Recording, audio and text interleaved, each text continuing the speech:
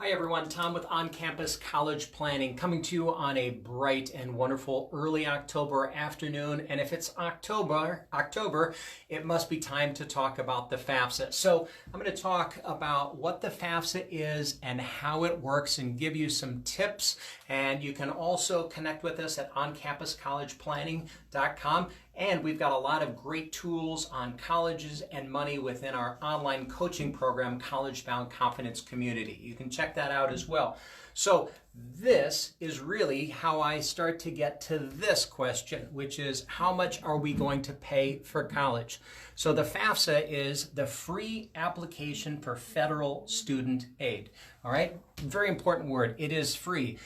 You do not need anyone else to fill it out for you, and don't ever pay anyone else to fill it out for you. Make sure you go to fafsa.gov, not fafsa.net or com or anything like that.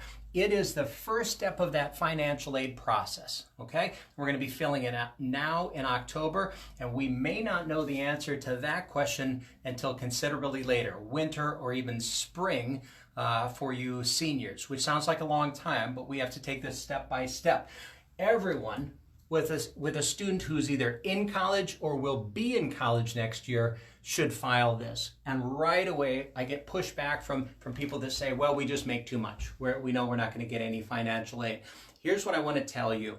If you do not file the FAFSA, then you are waiving your right potentially to get institutional scholarships. And I am living proof of a family that back in 1983 decided not to do this because it was a waste of our time, and we missed out on a wonderful scholarship that I could have gotten that wasn't tied to need-based aid.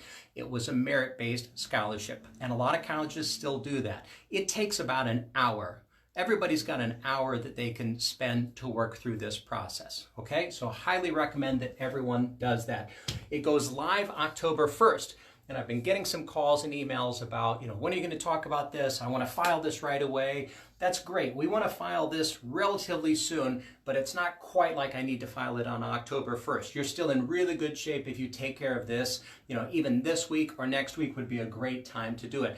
And you file this every year. So seniors, high school seniors, you're going to file it now for freshman year, right? And if you're already in college, you need to file it to update the colleges on what your financial situation is, because things can change drastically from one year to the next. Again, my own situation when I was a student, we didn't get any aid, and then all of a sudden 1 year, because our financial situation changed, we got a lot of financial aid, and that's the value of filling it out, and you need to do that every year. So there are 3 ways to file this.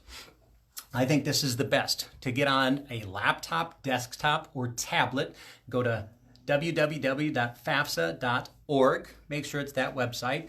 You also can download either an Android or iPhone app.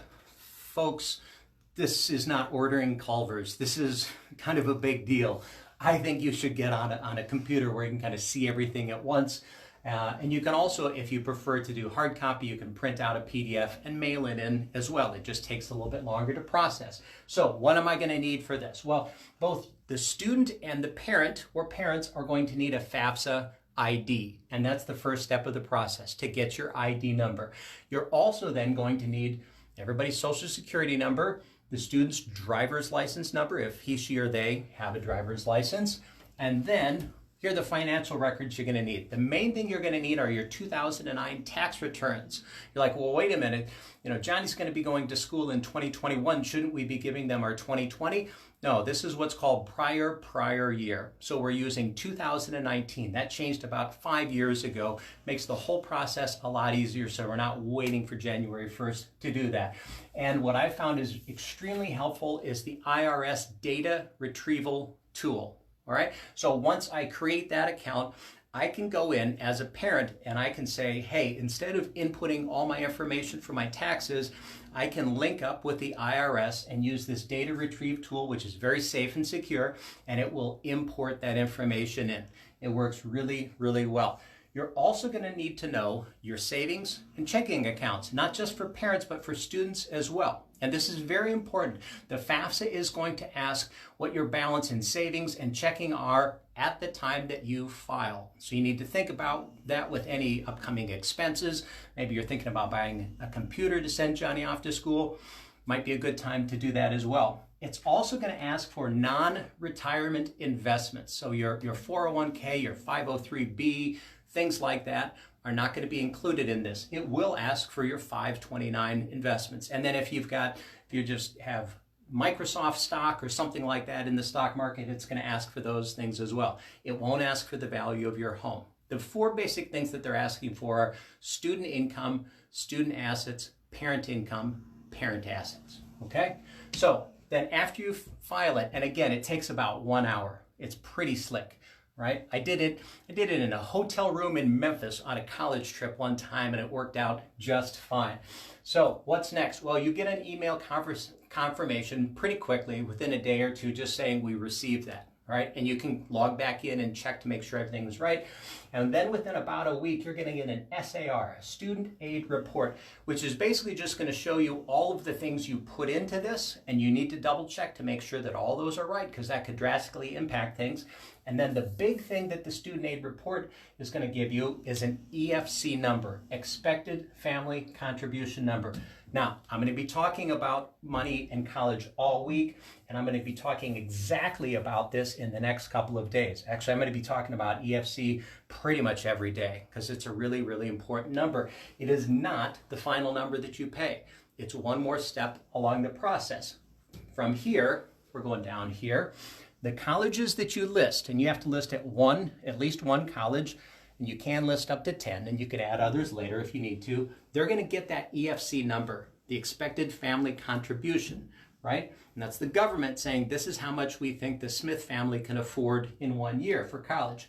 And then the colleges are going to use that to create an award letter, which is a simple math problem. And again, more details later this week. Cost of attendance minus expected family contribution becomes need. And I'm going to unpack that and tell you all about what need is and what it's not tomorrow and the next day.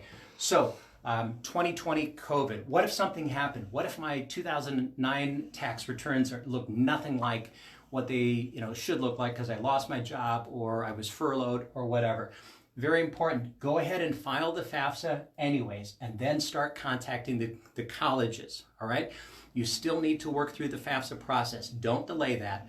Work through that, then contact the colleges and say, we need to have a conversation about this. You're not in what's called the appeals process. I'll talk about that later this week, but you're letting them know that your situation has changed, okay?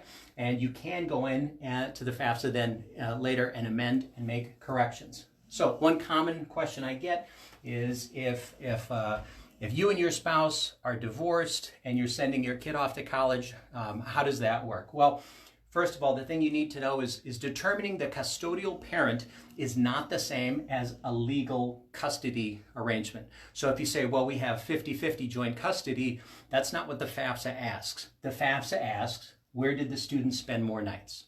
Right? And there are 365 days in a year, except for leap year, so it's impossible to be half and half. And one parent, right? One parent is going to end up being the custodial parent, right?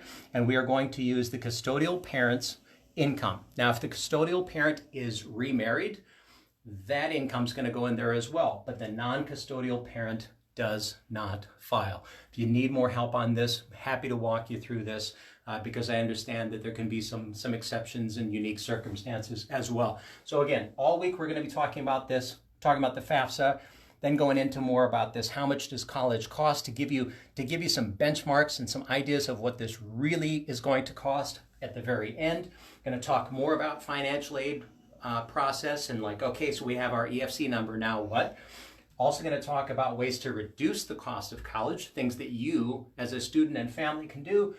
And then we're going to talk about scholarships. We're going to talk about private scholarships, merit scholarships, and all of that. Again, we've got a ton of stuff about college and money and college-bound confidence. Go to our website. We would love to have you join us in there. We're also going to be posting some links and helpful little items like a little thing we created, FAFSA in a nutshell.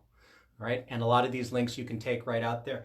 There are actually some great resources out there. Just be a little bit careful about the websites you go to and who's giving you the information, and don't pay anyone to fill out the FAFSA for you, including us. But you're welcome to ask us questions right here or at Tom at On Campus College Planning, and I'll see you tomorrow to talk a little bit more about college and money. Have a great day.